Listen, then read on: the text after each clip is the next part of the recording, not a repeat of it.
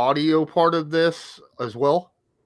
I guess audio and visual works. That's fine. Yeah. That's fine. Yeah. I'll send them to you uncut. You cut them yourself. Cool. That cool. Yep. All right. That All right. works. I'm gonna have a cigarette though because it's been a second. if you got time, go for it. It's been rough being a Colts fan throughout this off season so far because oh my goodness, there's been so many rumors left and right and left. Hey buddy, I got news for you. It's a lot worse for a Falcons fan right now. I almost get you just went from like 2 years ago maybe having one of the best passing offenses in the NFL to now you got Kyle Pitts receiving from Marcus Mariota. That's not a that's not something that I would be incredibly happy about. But the Mariota stuff is not like incredibly enticing to me. No. Well, the problem with Mariota and why I didn't want the Colts to even look at him is he's one elbow shot from being out of the NFL permanently. That's the problem. Because he a few years back, reason why the Titans let him go was or traded him was because his he had a nerve injury on his elbow and he wasn't able to feel anything for weeks at a time when it happens. Gotcha. And it's happened 3 times now. So it's like an extremities deal. Mm-hmm. Yeah. And it's his throwing arm too. Yeah. I have to believe that seeing it's a 2-year deal with the team really makes me think it's a stopgap kind of situation, if even any type of gap. You know, like it really could just be hey, we want a qualified backup, you know? I mean, that really could be what this is because they didn't even have that. So I'm really curious to see where all of this goes from here. But honestly, in 2022, there's not going to be any replacing a Matt Ryan. I mean, it's just impossible. So this is a 23 play for them. Oh yeah, definitely. I'm looking at that also. I'm like, holy crap! You know, that's where I was sitting at. I was like, if we end up getting like Jimmy Garoppolo or something, we better upgrade in 2023 in the draft or something. Because Matt Ryan, I could see 2 or 3, maybe a couple, depending upon how long his arm lasts. You know, But when it comes to some of the other guys, the only guy I thought that had the highest like long-term like potential was Baker Mayfield, but I don't think Andrew Berry wanted to trade him inside the AFC. And that's I could see that. And I'm honestly, frankly, it's a little bit of a miracle that Deshaun Watson ends up in the AFC and Matt Ryan now goes to the AFC. So whoever the Falcons end up with, and you know, if it is Mariota, if it is, you know, a rookie quarterback, whoever, the Falcons could do a lot worse than being in the NFC right now, because outside of Tom Brady, and it sucks that Tom Brady's in their division, and outside of, you know, Matthew Stafford or you know, some of these, it's yet to be seen what Justin Fields does. Some of these kind of younger guys, but the establishment at the quarterback position is far and away in the AFC. I mean, it is a freaking gauntlet over there. Well, I mean, if you look at this offseason, so many major names moved from the NFC to the AFC. Yeah. I mean, good Lord. It's like all the big guys was like, we're going over here. And I'm like, what the hell's up with that?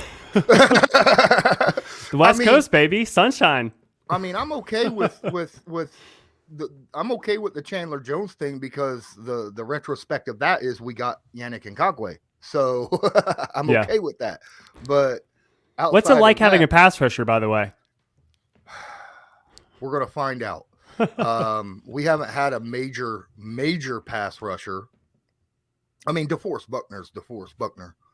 But, you know, I mean, we haven't had a tandem since Freeney and Mathis, but I mean, that was Freeney and Mathis. Yeah. I mean, y'all had Freeney for what, 2 years, I think? I think 1 year. It was honestly that 2016 Super Bowl season. Run. Yeah. Yeah. And he came in really just to mentor Vic Beasley.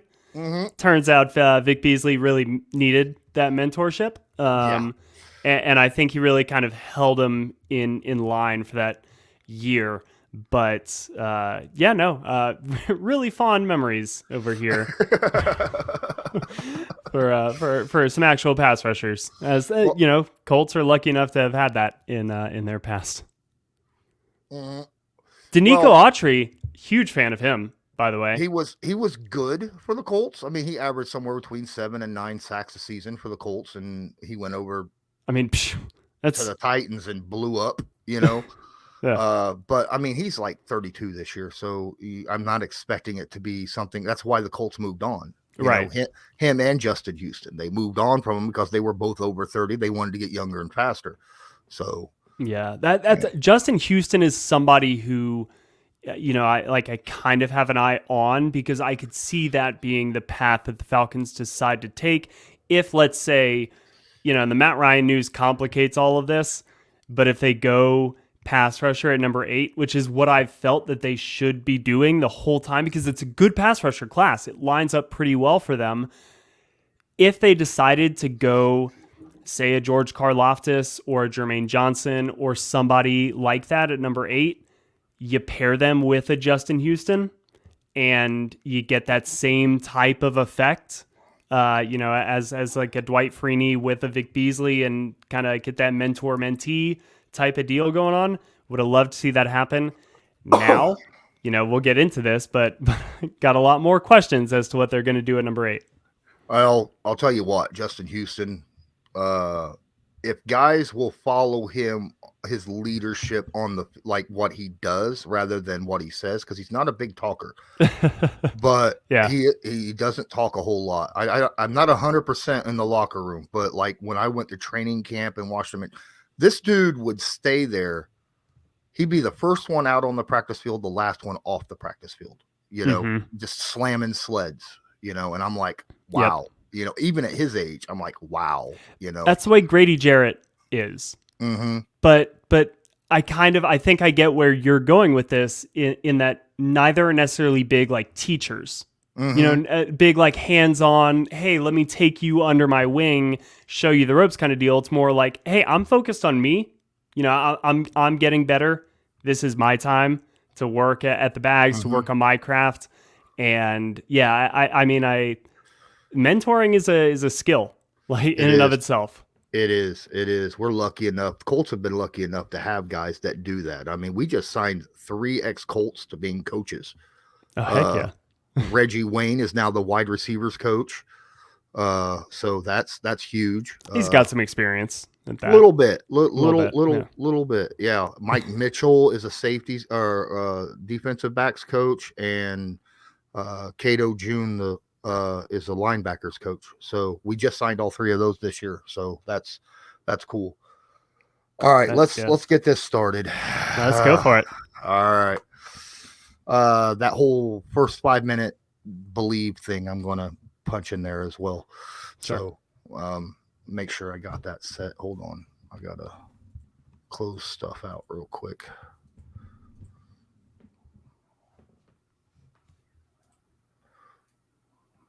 My screen got really small when I clicked windowed.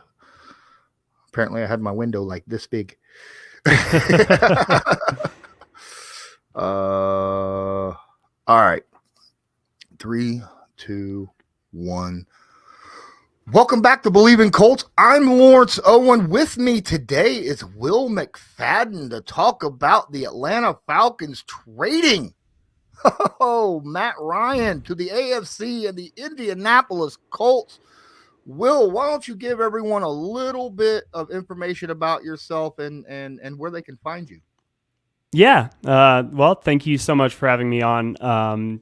Everybody can find me if they care about following the Falcons or, movies or other random pop culture stuff, at Will McFadden on Twitter. If you care specifically about Falcons news, the Matt Ryan breakdown, and listening to podcasts, you can find my podcast, Bleav in Falcons, wherever you hear this wonderful podcast. And Yeah, any of my written work will be over at the Falcoholic, where we're breaking down pretty much anything Falcons related. It's part of the Vox SB Nation family of websites. So yeah, I covered the Falcons for 4 years for AtlantaFalcons.com. Got a chance to know Matt Ryan during that time. Very sad that he's leaving Atlanta, but honestly, if there was any place I felt like he was going to go, because in Atlanta, we all want what's best for Matt Ryan, right? We want him to make it to the Hall of Fame one day. To do that, I always felt Indy was the best spot. Quentin Nelson, Jonathan Taylor, Darius Leonard, let's go. Matt Ryan, go win yourself a Super Bowl and go do it in Indy. Wow, you heard it here. You're telling me that you Bleav that with the Colts' current roster and maybe a tweak here or two, that you think this could be a Super Bowl team for the AFC? I think even with what just happened in the AFC West over the last few weeks, holy crap! Well, yeah, I mean, yeah. Let's not get it twisted because you just muted yourself.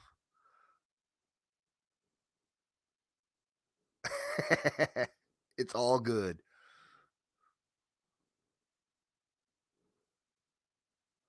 You gotta click down there on the mute. Now we're back. All right. Oh. You need to switch it to your microphone in the settings because now you sound like you're in a can. I think I got what you're saying. Yeah. All right. Now you got me? Gotcha. Now you got me. Good. All right. Yep. Technical difficulties, everybody. It happened.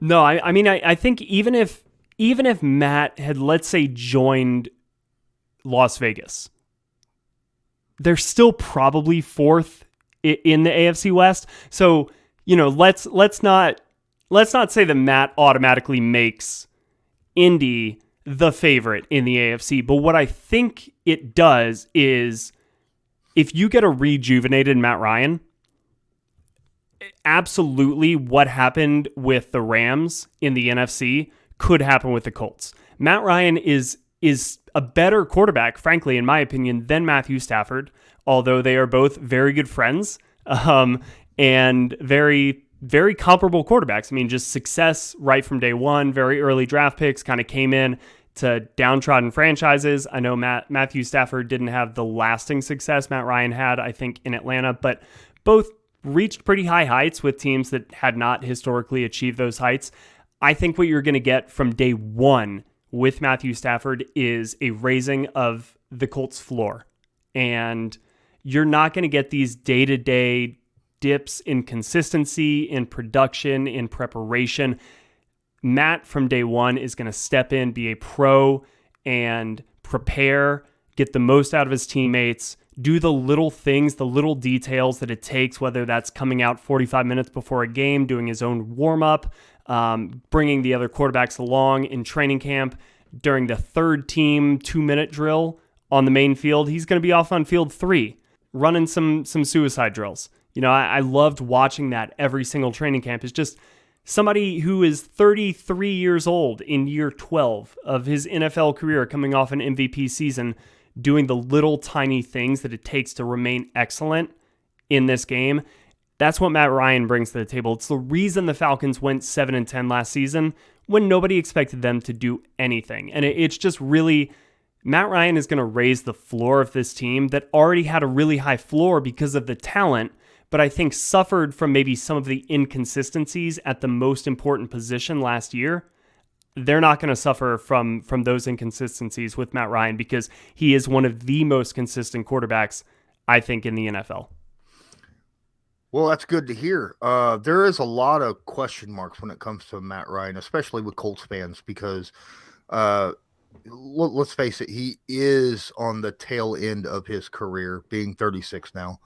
And a lot of people want to know, where's his arm strength, his throwing power at currently? And how is he working with that? I think his arm strength, when he came into the league, he never had, he was never Patrick Mahomes. He was never Matthew Stafford in that sense. But where you'll see his arm strength really, really shine through is in the intermediate over the middle routes. And in his 2016 MVP season, it was those deep, 18-yard digs to Julio Jones where he would rifle it in between, say maybe a Tampa 2 dropping middle linebacker and then a safety maybe coming down over the top to make the play, and would just kind of fit it in 8 inches of a window there and get it in there. He did that 100% effectively this past season. That's his arm strength. Matt's never been a Patrick Mahomes, a Ben Roethlisberger, where it's going to be a 60-yard just kind of down the field. We did start to see more boundary shots, I think, this past year with Arthur Smith's offense. That's just part of it a little bit more, is attacking, more of that cover 3, kind of the right on the sideline, the boundary. He was effective with that. So I do still think he can throw it 50 yards. I mean, he's got enough NFL arm strength. I think that where you'll see the arm strength be most effective is really the zip it into tight windows type of throws, than just the, hey, it's a 7-step drop and chuck it as far as you can down the field. That's never really been Matt's game. It's the accuracy and the pace that he puts on a lot of the fastballs down the middle that really, I think, separates Matt in terms of accuracy and playmaking ability all over the field. Because anybody can throw just kind of a deep shot to the sideline. Like rookies coming into the league can do that. It's really the pace to put it right on the receiver when you need to that I think Matt is exceptional at. And I think that's a hard part of the game to diagnose. Yeah, another hard thing to diagnose is, reading a coverage while the play is going and then throwing a receiver open, right? Even though they're already covered, they're in a bad spot. Maybe a quarterback then, lofts it into a spot that is open so that the receiver can just go get it. Yep. And then make a play. How's Matt when it comes to something like that? Oh, it's a really good question, because I can think of immediately many examples when he did and didn't do that. But I feel like that's probably the case for any quarterback, right? Right. I feel like, from my own personal memory, is I just picture so many times when Andrew Luck would throw T.Y. Hilton kind of open on maybe some of these long, deep crossing post routes kind of from the left to the right. And it would be the ball's kind of thrown towards the right pylon, and T.Y. Hilton's just running underneath it, catching it, and running it in the end zone. Matt Ryan's able to deliver that ball. What he struggles with, I think, a little bit more are some of these maybe deep posts, maybe not as hard of an angle, skinny posts right down the middle. That arm strength, which I mentioned a little bit earlier, just the deep, get it 65 yards and let the receiver run right under it. Even with Julio, and it's always hard to compare Julio to other receivers, because for somebody so big, he does run so fast that it's just weird. It's a kind of a mental gymnastics to look at somebody that big and think that he's overrunning balls. Matt would tend to over or underthrow Julio a little bit. I kind of wonder where he will be with the Colts receivers, because I've been trying to think over the past couple of hours where I would rank this stable of Colts skill weapons with some of the Falcons over years past. I think Jonathan Taylor, far and away, one of the best, maybe ahead of Michael Turner, although, we need to see how their career plays out. But right now, looks like he could be the best running back Matt Ryan's ever had. I think the offensive line is great. I'm curious to see, because the knock on Matt was always he needs great skill players around him. I don't actually think that's true, and I think a lot of Falcons fans would push back against that, because he has really raised the level of players around him throughout his career. I'm really excited to see if he does that with these Colts skill players, because it's not the Marvin Harrison, Reggie Wayne group, but there is talent here. Even though some of the tight ends are gone, I think, from years past that people would maybe associate with the Colts. But, what do you think about Matt Ryan's ability to work with these guys? Well, I think that he's going to love Michael Pittman Jr. He's that big, strong 50-50 catch guy, that really kind of, in all honesty, kind of dug Carson Wentz out of bad throws multiple times that past year. Yeah.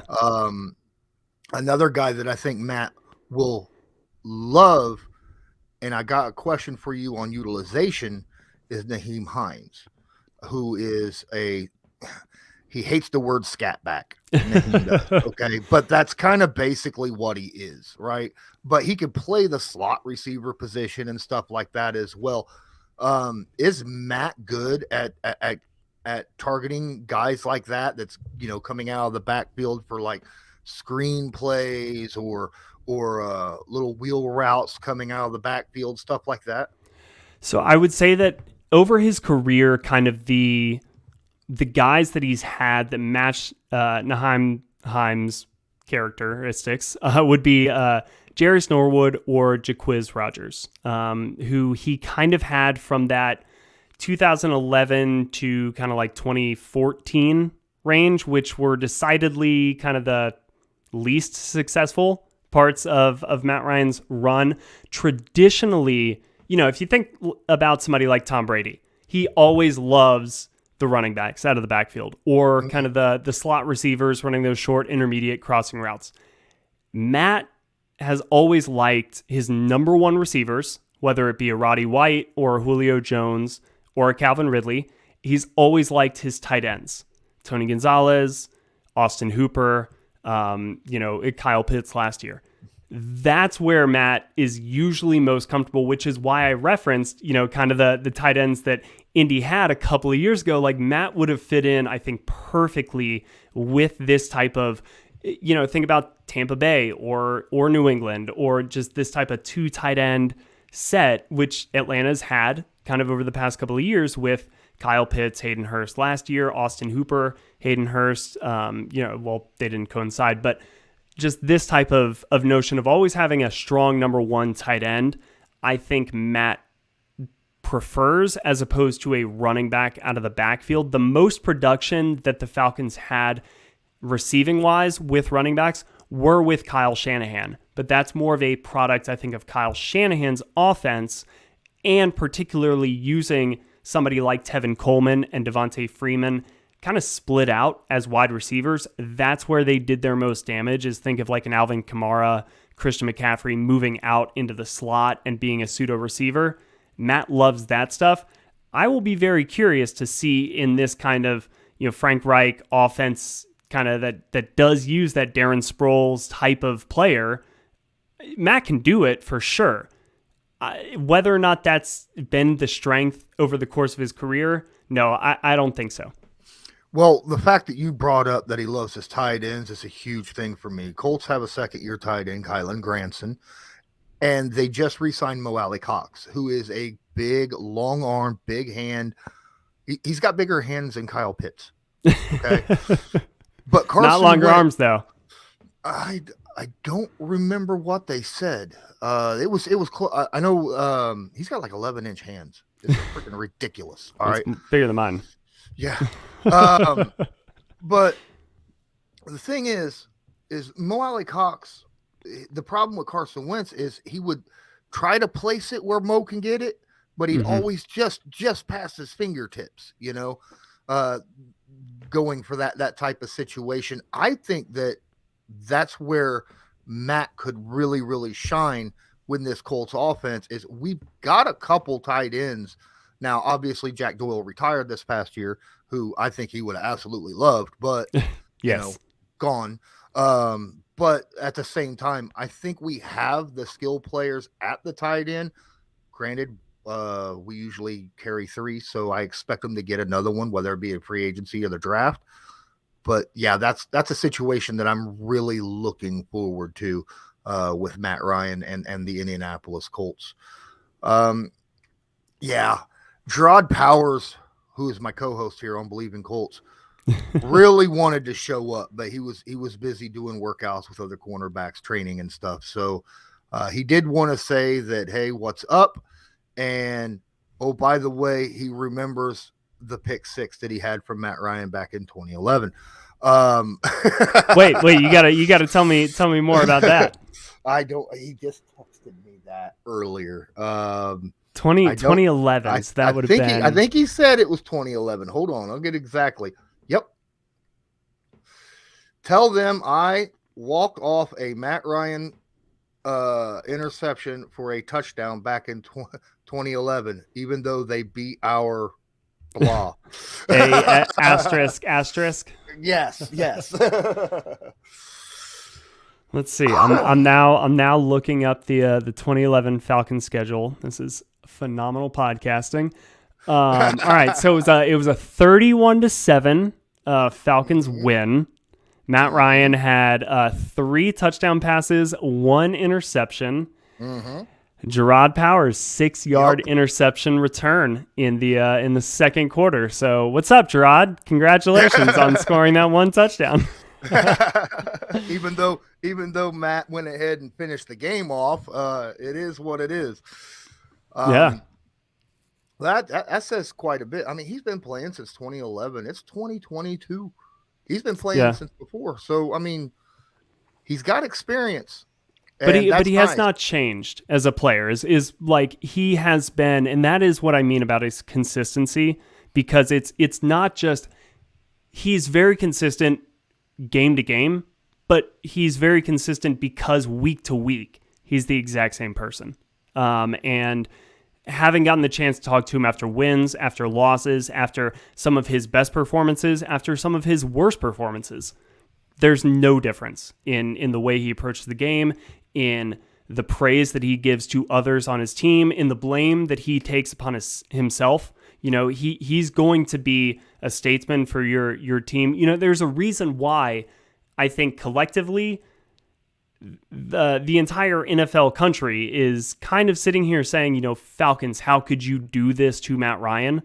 We have not heard a single word from Matt Ryan.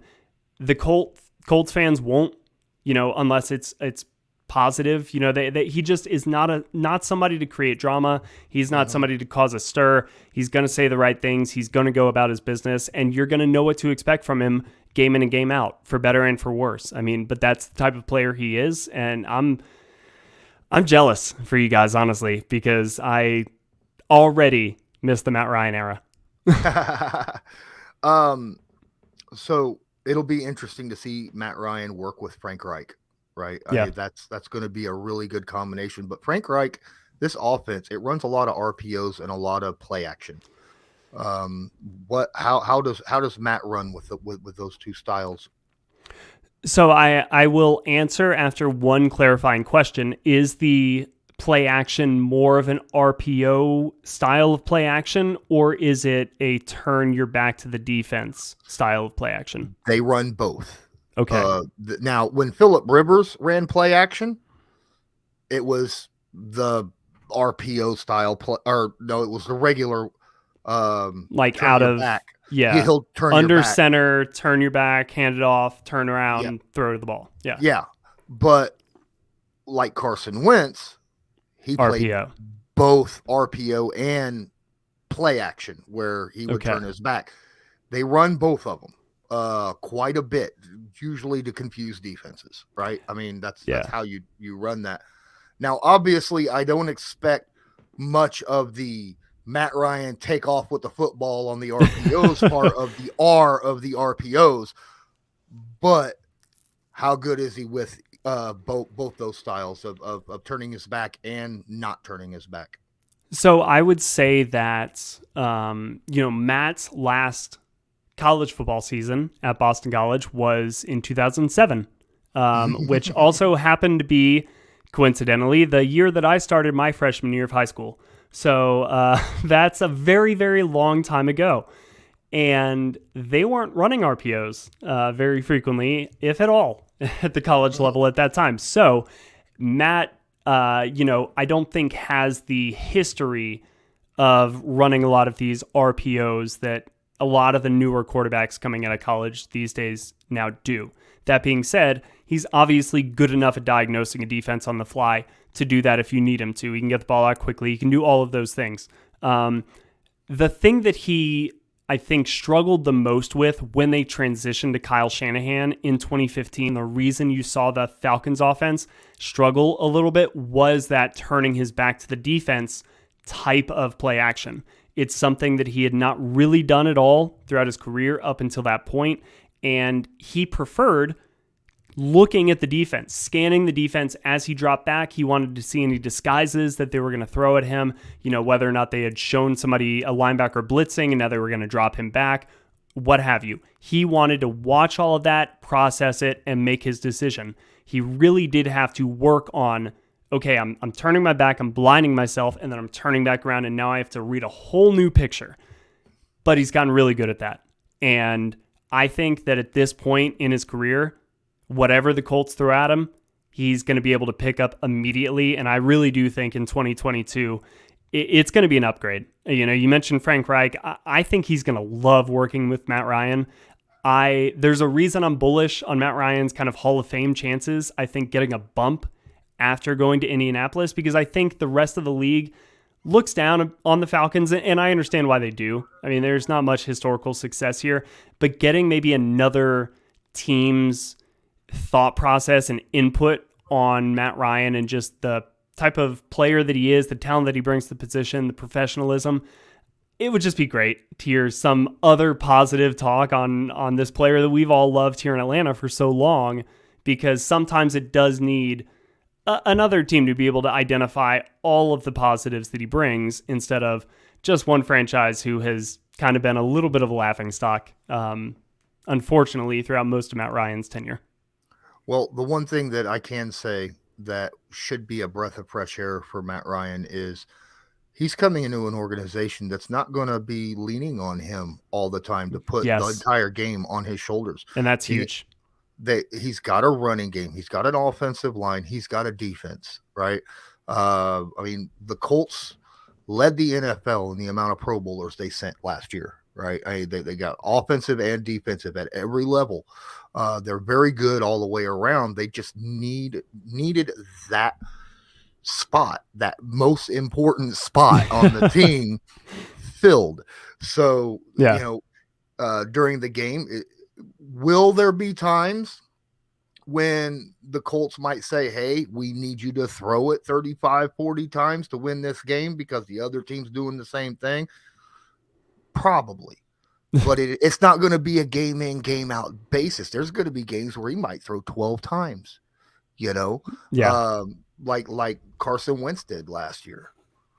Well, but here's the thing, even if you have to rely on Matt Ryan to step back and throw the ball as often as he needs to, he can do that. In Dirk Cutter's offense, I mean, the Falcons were mostly a drop back passing offense. He's not far removed from really just kind of shouldering the burden. In fact, I would argue that he is more comfortable shouldering the burden than really any quarterback that the Colts have had since Andrew Luck. More than Tyrod Taylor, more than Phillip Rivers, more than Carson Wentz. I think that if you look back at 2020, he led the NFL in passing attempts. He led the NFL in completions. In 2019, he led the NFL in completions. Matt Ryan can still throw the ball with a lot of volume. In fact, I think you're going to get a better Matt Ryan if you limit that volume, which I think the Colts are very poised to do. But in the games that you need to unleash Matt Ryan, let's not pretend that he's not been playing from behind most of the last 3 or 4 seasons.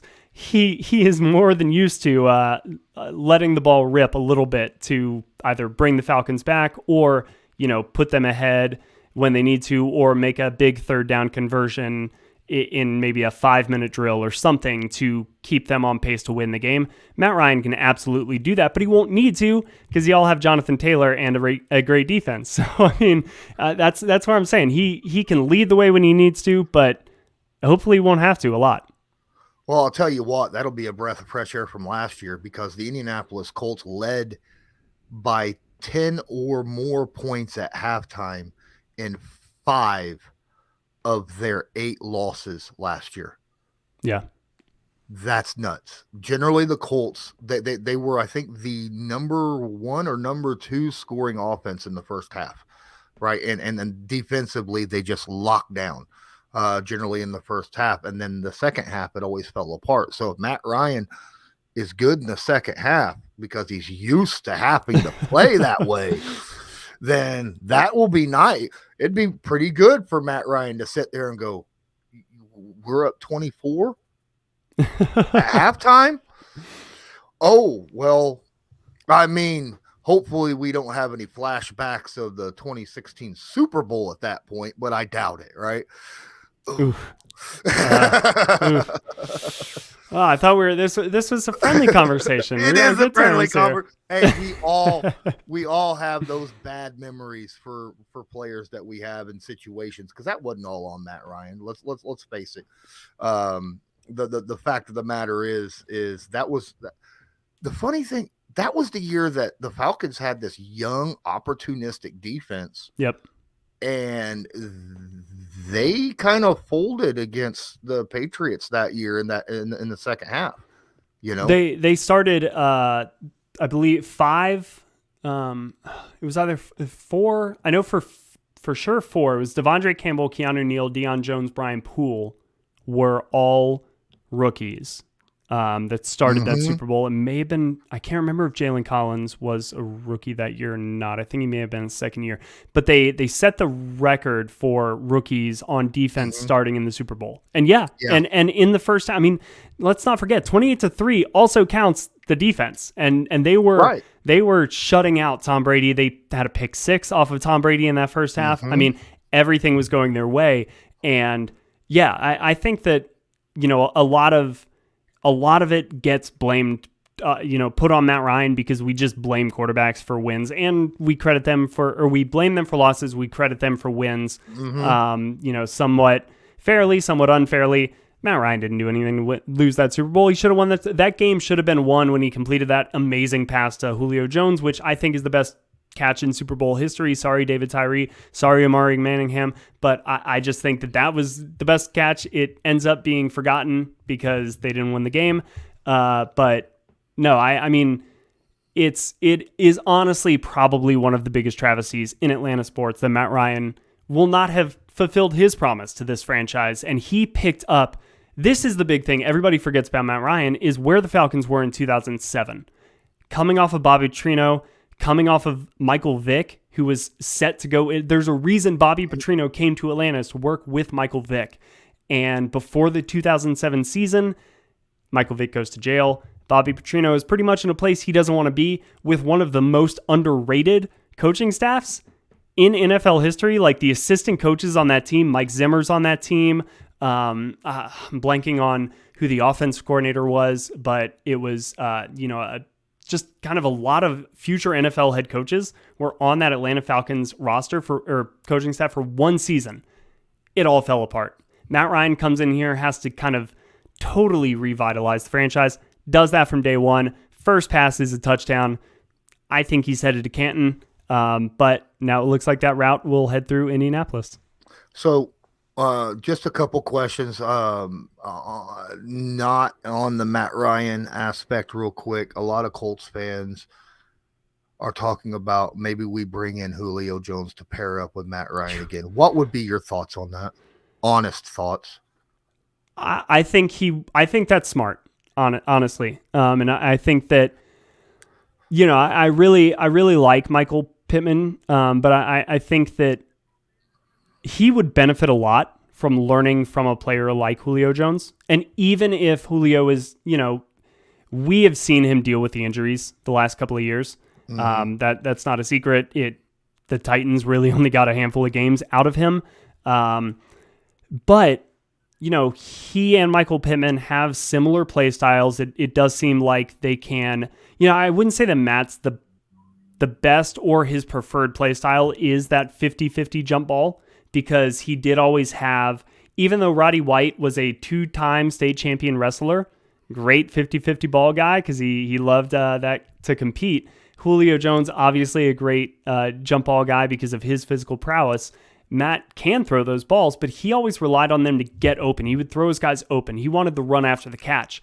So if Michael Pittman's able to learn that skill from somebody like Julio Jones, it's more that's the place that I think they would get the most benefit from bringing him in, rather than just his connection with Matt Ryan, because that connection is going to be amazing just right off the bat, because they have all of these years working together. I mean, the number of times that each of them would tell us, hey, we don't need training camp with each other. Julio's working on his own, Matt's doing a rehab, whatever. They were fine once the season kicked off, and that was pretty much always true.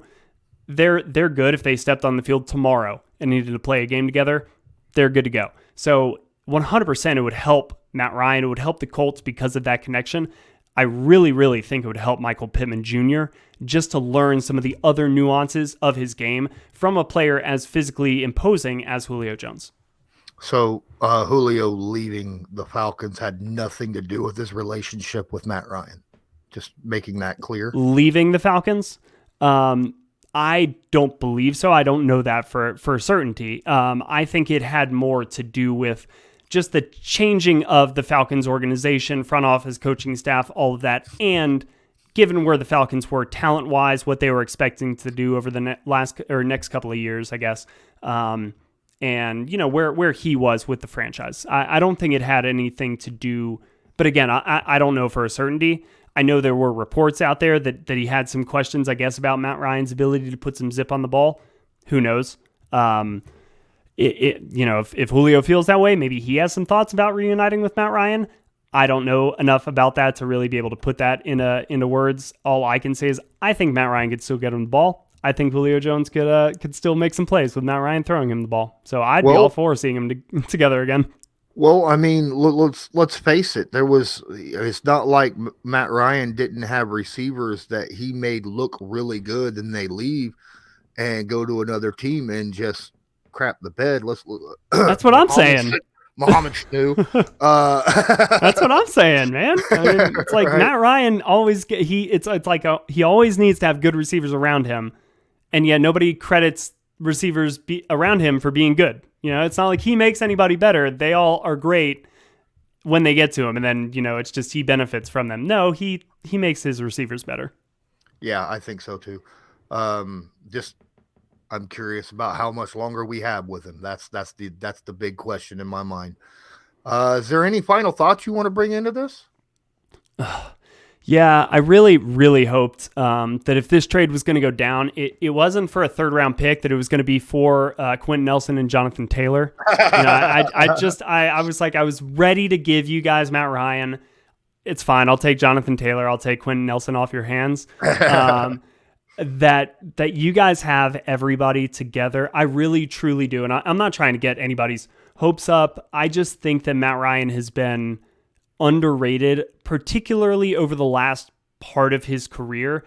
I think that he is, among the kind of older era of quarterback. And in that group, I put Phillip Rivers, Eli Manning, Ben Roethlisberger, Aaron Rodgers, Tom Brady, that class. I lump Matt Ryan in there because he's much closer to those guys than he is, the Carson Wentz's, the Lamar Jacksons, the Patrick Mahomes, that group.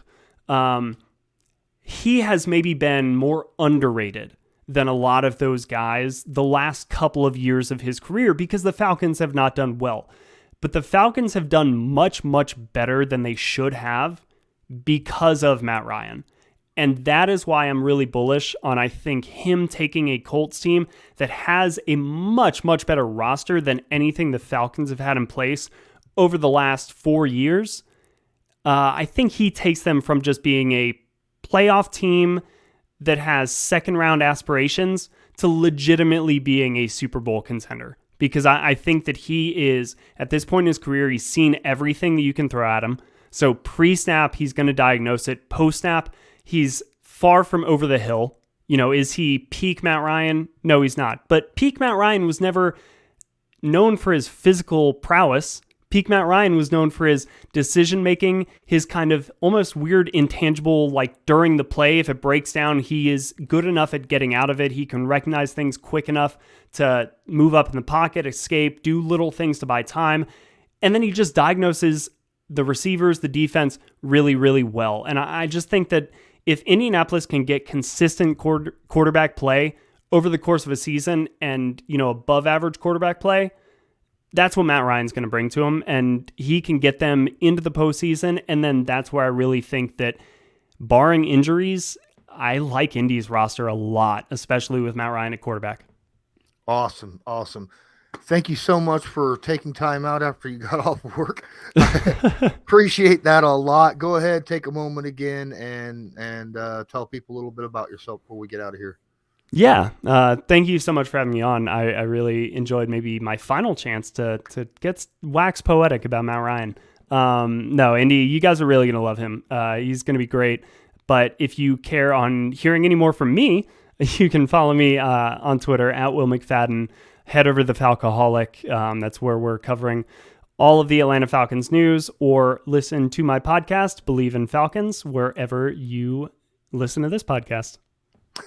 Awesome. Well, thanks again. And until next time, I'm Lawrence Owen with Will McFadden. We're talking about the trade of former Falcons quarterback, longtime quarterback, Matt Ryan, to the Indianapolis Colts. And until next time, have a good one. Go Colts. And that's it. All right. Oh, Boom. my goodness. I'm gonna go ahead and end it now. Wait, no. I gotta get the stupid thing in. I'm sorry. Hold on. I forgot the bet online. The bet online part, yeah. I do that sometimes. So I did too. record it at the end and then shove it in there. It's that time of year as college basketball takes center stage with the tournament finally upon us. If you're looking to wager this year, BetOnline is your number one spot for all your updated odds and info, along with great contests, including the back bracket contest, where you have a chance to take home the top prize. Head over to their website or use the mobile device to sign up today and receive your 50% welcome bonus on your first deposit. Just use our promo code Bleav, that's BLEAV, to get started. BetOnline is your continued source for all your sports wagering needs, including live betting and your favorite Vegas casino games. Wow. BetOnline, it's where the game starts. Oh my goodness. I messed that one up. I chopped that up so bad. Oh, it happens though. All right, man. I appreciate you. If you ever need me for anything, hit me up. I'm on Colts_law on Twitter, and you have my email address. So yeah, no problem. Thanks for having me on, Lawrence. I definitely will do this. I don't think the Falcons play the Colts this upcoming year, but hey, if we, free agency is still young. If we sign a former Colt, I'll let you know. Absolutely. I will definitely. I'm going to tweet this out and let people know, and I'll tag you in it. Cool beans. Right. Will you shoot me the video and the audio as well? May just throw this up on the Falcons one. Yeah, I can definitely do that. I'm just gonna I'll send it to you via email. Yeah, that works. If that can work. So cool. Awesome.